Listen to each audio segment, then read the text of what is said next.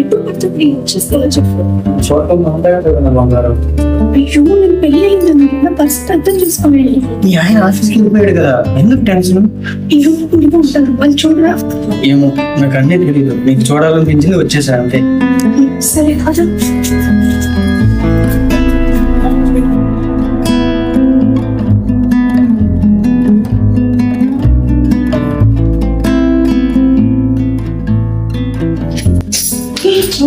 ఇలా కూర్చో. ఏంటి ఎందుకు అంత భయపడుతున్నావు? చెప్పాను కదా నాకు పెళ్ళైంది, చుట్టుపక్కల ఇంట్లో ఉన్నాయి, నాకు భర్త ఉన్నాడు.